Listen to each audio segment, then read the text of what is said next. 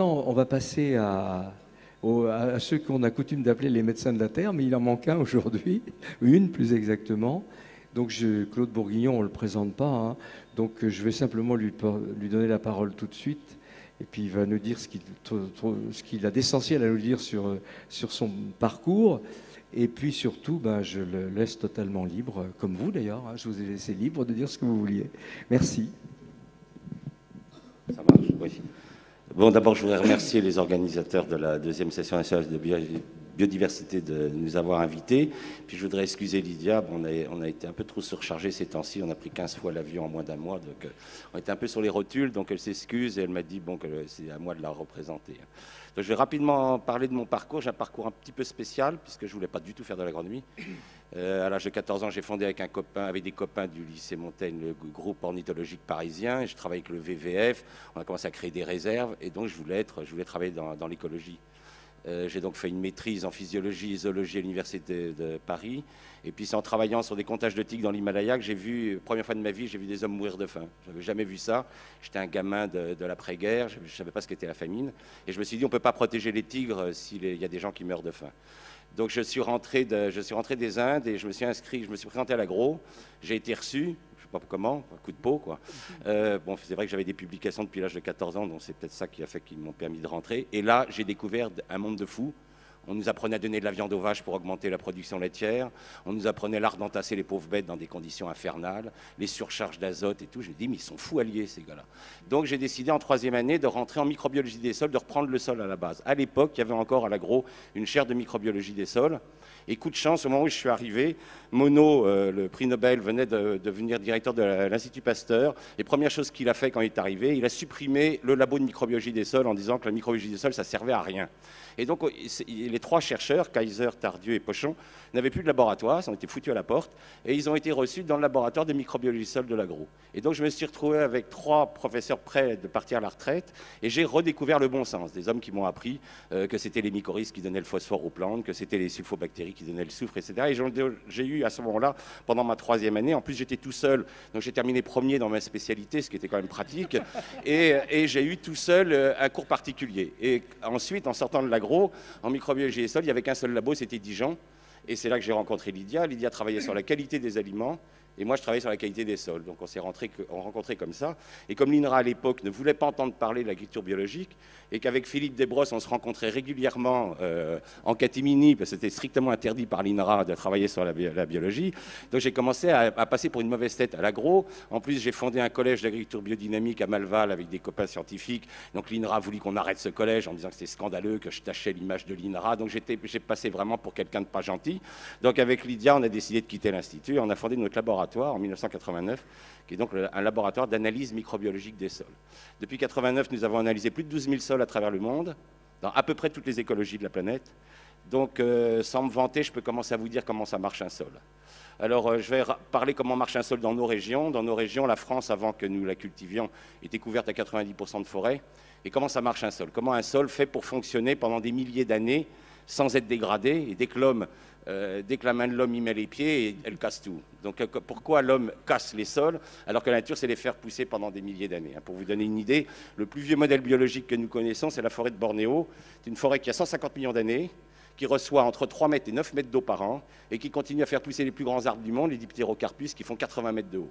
Imaginez que la nature laisse passer un petit peu d'azote. Nous, on laisse partir 40 unités d'azote chaque année dans les nappes phréatiques. Imaginez que la nature laisse passer, je ne sais pas moi, un millième d'azote, mais en 150 millions d'années, il n'y aurait plus rien sur Bornéo, ce serait un désert. Or, ce n'est pas un désert, c'est la forêt la plus riche du monde. Alors, comment ça marche? Comment le système vivant fait pour fonctionner? Il fonctionne de la façon suivante. L'arbre, c'est le maître des sols. C'est pour ça que les anciens, quand ils ont, après avoir ruiné les sols d'Europe, ont réussi à créer l'équilibre agro-silvo-pastoral au XIXe siècle, ont arrêté la famine en Europe, c'est qu'ils avaient inconsciemment, tout à fait empiriquement, reconstitué l'arbre, réinjecté l'arbre dans la forêt. C'était sous forme, dans l'agriculture, c'était sous forme de haie, mais l'arbre est indispensable. Alors comment ça marche en forêt? Ça marche de la façon suivante. L'arbre, tous les ans, il fait tomber des feuilles mortes et des branches mortes sur le sol. Ces branches vont être attaquées par une faune qu'on appelle la faune épigée. Cette faune va manger tous ces bouts de bois, toutes ces feuilles, et va faire des crottes. Ces crottes, c'est quoi? C'est de la matière organique broyée en éléments très très fins qui va permettre donc aux seuls organismes au monde qui sont capables d'attaquer la lignine, qui sont les champignons, les basidiomycètes, vont leur permettre d'attaquer ces crottes et de les transformer en humus. Donc, ce qui est intéressant dans le système vivant, c'est que vous pouvez remarquer que la fabrication d'humus se fait à la surface du sol. On comprend tout de suite pourquoi le labour est une machine de destruction massive des sols, c'est qu'elle met la matière organique sous le sol, ce qui est une absurdité. Les animaux, ils ne vivent pas sous le sol, les épigées, ils vivent à la surface du sol. Les arbres, eux, ils vont s'adapter à ce système très astucieux, ils vont faire un double enracinement. Vous avez vu avec l'ouragan de 99, des arbres arrachés, hein. Ils ont un enracinement horizontal qui est sous la matière organique. On peut se dire, mais pourquoi les arbres ont développé ce réseau de racines horizontales sous cette couche de matière organique? C'est qu'au printemps, les humus qui ont été formés pendant l'automne et l'hiver par les basidiomycètes vont être minéralisés quand le sol va se réchauffer par les bactéries. Les champignons font l'humus, les bactéries minéralisent. En minéralisant, elles vont libérer du nitrate, du phosphate qui va descendre avec l'eau de pluie. Et là, il y a les racines horizontales de l'arbre qui va récupérer le nitrate, le phosphate et qui va le renvoyer dans la frondaison. Le système sol-plante est fermé dans la nature. Il n'y a pas de fuite. C'est pour ça que les nappes phréatiques sont propres sous les arbres. C'est que l'arbre, il a mis ses racines sous la matière organique. La grande bêtise de l'agriculture, c'est qu'elle laboure et elle met la matière organique sous les racines. Donc le temps que les racines arrivent, c'est minéralisé, vous envoyez dans les nappes. Donc première leçon, ne jamais enfouir de matière organique dans un sol. La nature nous le dit, il suffit de regarder le livre. Ensuite, les arbres, ils ont un deuxième système d'enracinement qu'on appelle le pivot, système pivotant. Ce système pivotant va descendre jusqu'à la roche-mère. Là, il y a deux solutions. Où la roche-mère est fissurée, l'arbre va continuer son chemin.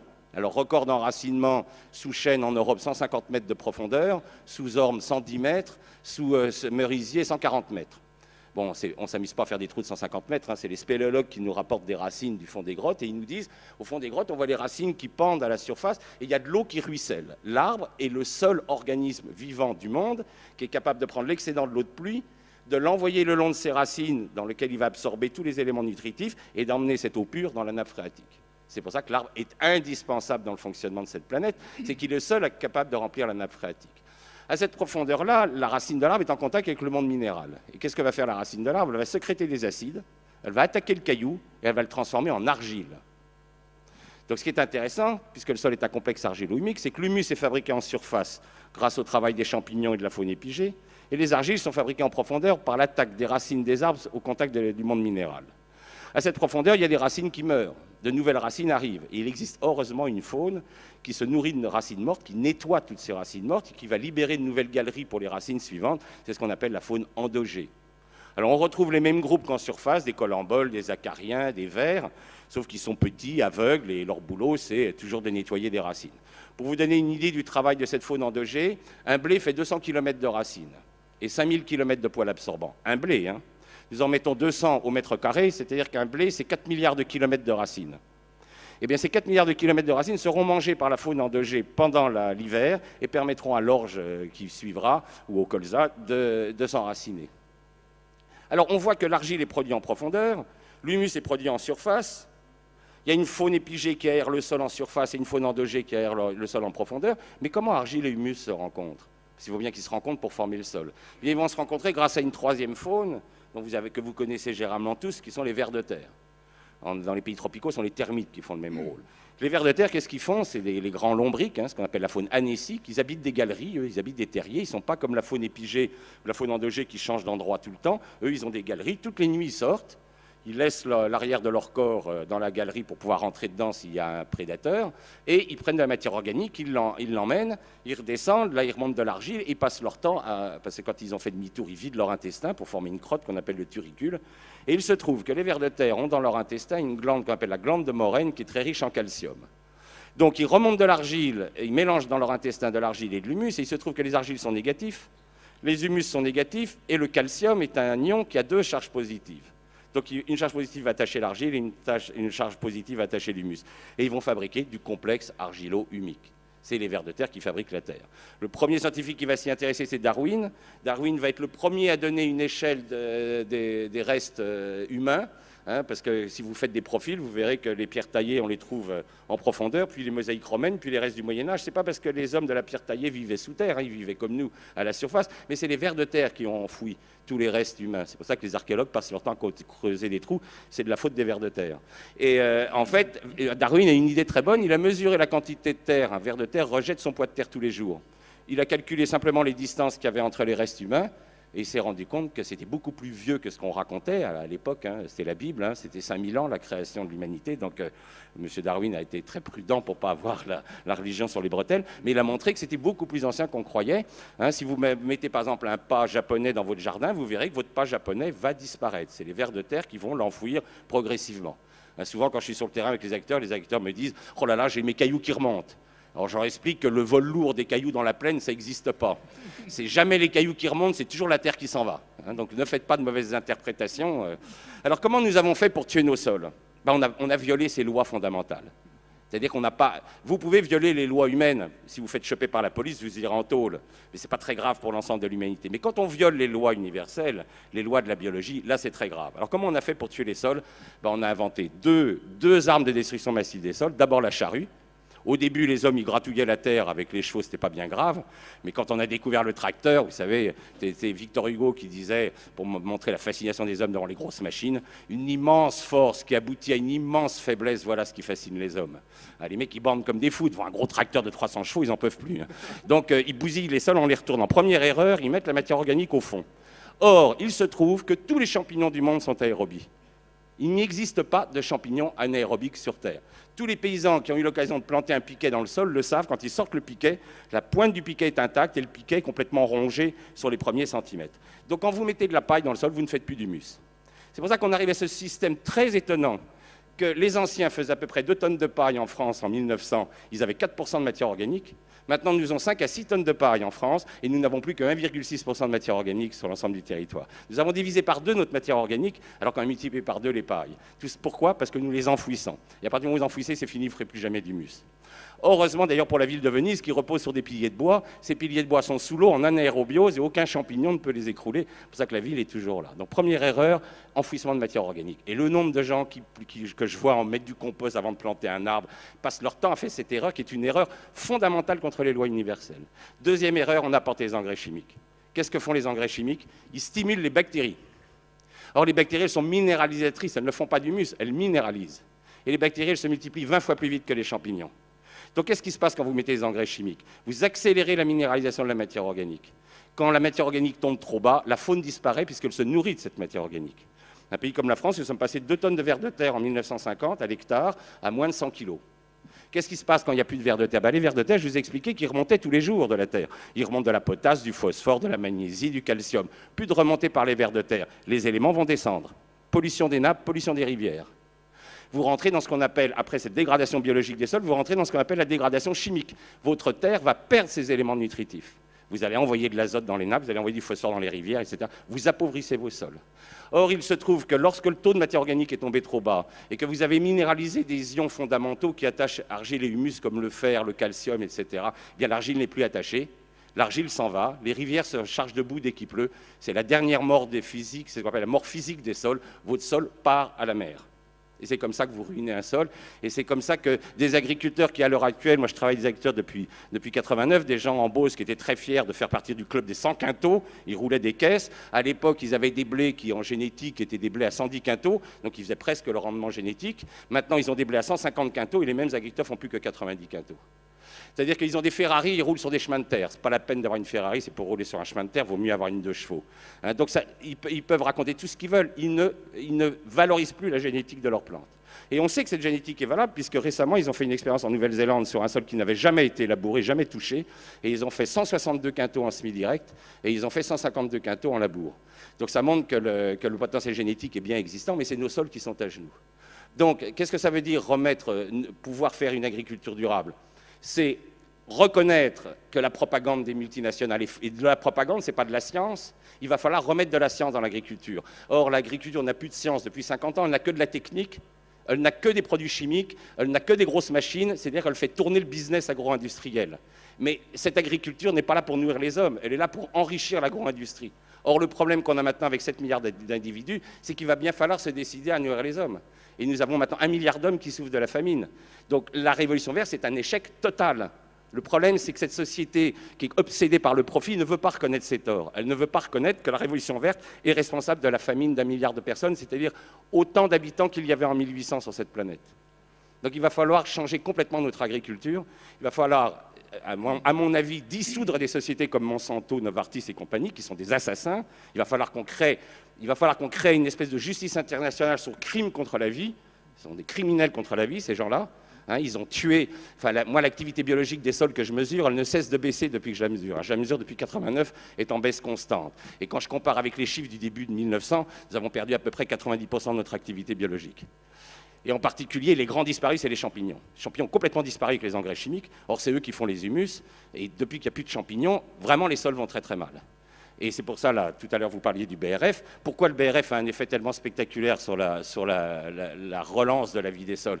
C'est que vous apportez de la lignine. C'est vous redonnez cette substance que seuls les champignons sont capables d'attaquer et vous remontez le C sur N. Hein, vous remontez le rapport carbone-azote. L'agriculture n'a pas besoin d'azote, elle a besoin de carbone. C'est ça que les agronomes n'ont toujours pas compris.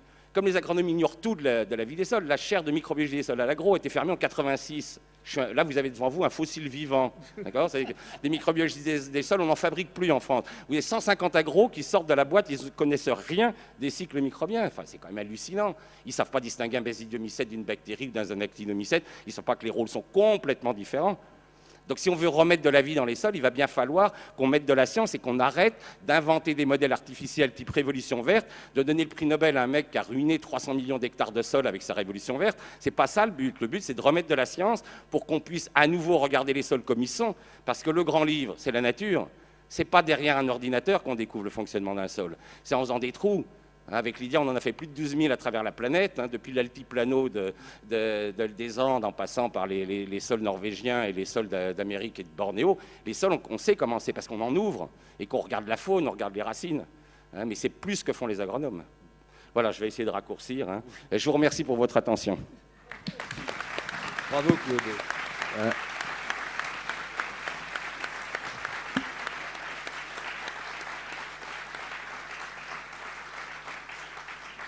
Je crois que tout est dit, hein, tout est dit. Il faut vraiment qu'on change de civilisation. Donc je remercie nos trois intervenants et je ne sais pas si j'ai le temps de passer la parole à la salle parce que vous bouillez certainement, vous avez envie de poser des questions. Oui, il y en a une là-bas, mais moi j'ai pas de micro à vous transmettre ici. Il faut que ce soit quelqu'un dans la salle. Est-ce que c'est prévu, s'il vous plaît? Oui. Voilà, ça vient.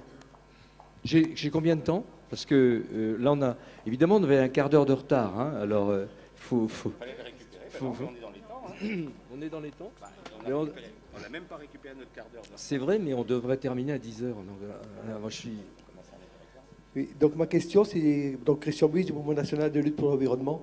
Sur quelle profondeur donc on doit travailler les sols pour ne pas les abîmer, pour enfouir l'humus, etc. Il ne faut pas les travailler du tout. Hein. C'est-à-dire que c'est intéressant de regarder un paysan chinois, puis un maraîcher chinois et un maraîcher européen. Le maraîcher européen, il enfonce sa bêche, il se lève, il se casse les reins, il retourne tout. Le paysan chinois, il ne fait pas ça, il enfonce sa bêche, il remue sa bêche pour apporter de l'oxygène, il retire sa bêche, il prend 2 cm de terre et hop, il retourne, c'est tout. Il ne se casse pas les reins et il respecte la loi universelle du sol.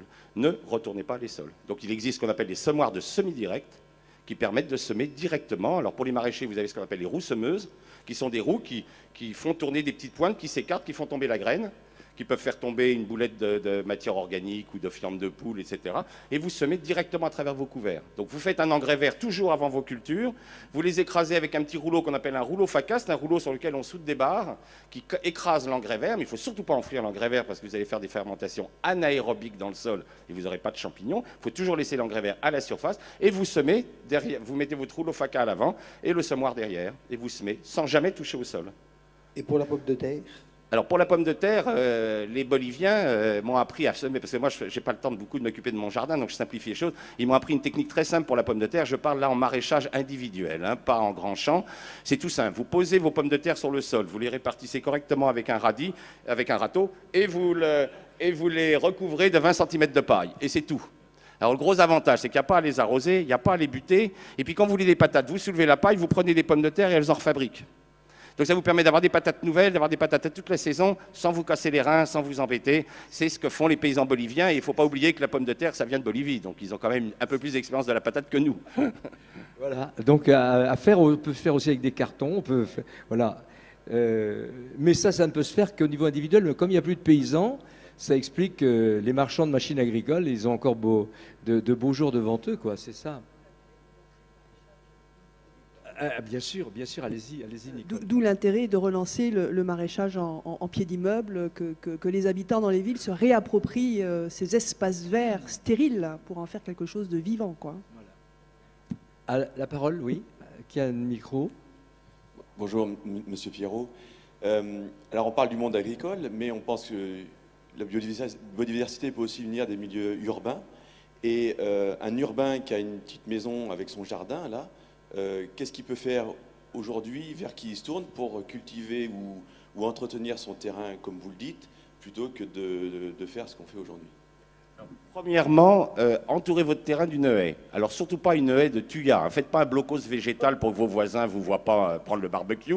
Pas de cyprès, pas de résineux, c'est toxique, ça tue les vers de terre, c'est des plantes dangereuses. Hein. Donc vous faites une haie de feuillus. En plus, choisissez des espèces où vous aurez des fleurs toute l'année. Hein, si vous commencez avec les cornouillers, vous aurez des fleurs dès le mois de mars. Vous terminerez avec des arbres qui font des fleurs plus tardivement. Vous aurez les prunus, les églantiers, etc. Donc ça, c'est agréable. Vous nourrirez les abeilles. Et surtout, cette haie va vous fournir du bois raméal fragmenté. Et en broyant les tailles de vos haies, vous allez le poser directement sur votre sol qui, souvent, dans les zones pavillonnaires, a été pas mal détruit, comme ça a été, comme vous l'avez très bien expliqué. Ils font du BTP, les mecs. Ils font pas quand ils préparent les zones pavillonnaires, c'est du BTP, c'est pas de l'agriculture. Donc, vous allez, en remettant ce BRF, vous allez remettre les champignons, tout le système biologique va revenir, hein, la faune. Alors, deuxième chose, si vous avez un gazon, il est indispensable que votre gazon monte en fleurs au moins une fois par an. Alors pourquoi là, une prairie est durable que si elle monte en foin? Les vieux, ils n'étaient pas fous, ils faisaient du foin. Il y a un abruti qui a inventé l'ensilage, il a eu droit au prix Nobel, il a rendu toutes les vaches malades. Et il faut absolument que la prairie monte en foin. Pourquoi? Parce que si elle monte en foin, apparaissent des espèces d'insectes fondamentales pour l'aération du sol, qui sont les acridiens. Les criquets, les grillons, les sauterelles, qui vont vous aérer votre sol et faire qu'au lieu que votre prairie tondue se couvre de mousse, et vous allez acheter ensuite un produit qui tue la mousse, et puis etc. Et puis votre gamin, ensuite, il va s'allonger sur la truc, il va avoir les cuisses toutes rouges, c'est-à-dire il est allergique au gazon, il n'est pas allergique au gazon, il est allergique aux produits que vous avez mis sur le gazon. Eh bien, si vous laissez monter en herbe, vous allez avoir des sauterelles, ça va aérer votre sol et votre prairie durera beaucoup plus longtemps. Et ce foin vous servira, vous faucherez ce foin en fin d'été, il vous fera votre compost que vous mélangerez avec le BRF, et vous allez avoir gratuitement, sans rien acheter, vous allez fertiliser votre jardin tranquillement et nourrir des bons légumes. Merci. Nouvelle question, oui, allez-y. Je voulais demander quelle était la capacité de résilience des sols une fois qu'ils avaient été très abîmés dans des pratiques agricoles. Nous, on restaure des sols en 5 ans pour des rotations d'hiver type blé orge colza, c'est-à-dire des cultures qui sont semées en bonnes conditions, récoltées en bonnes conditions. Par contre, là, on travaille dans la région de Ham sur ce qu'on appelle des sols fatigués qui font betterave-blé, betterave-blé ou betterave, patate, oignon, haricot vert, blé. Alors là, on en est, pour le moment, j'en suis à 19 ans d'expérimentation, l'activité biologique ne revient toujours pas. Donc il y a peut-être des sols qui demanderont 30 ans, 40 ans à être mis debout, hein, ça dépend. Parce que sur des grandes cultures, vous ne pouvez pas épandre du BRF. Si vous dites au gars, vous allez épandre du BRF sur 500 hectares, il vous regarde d'un drôle d'œil, le bonhomme. C'est normal.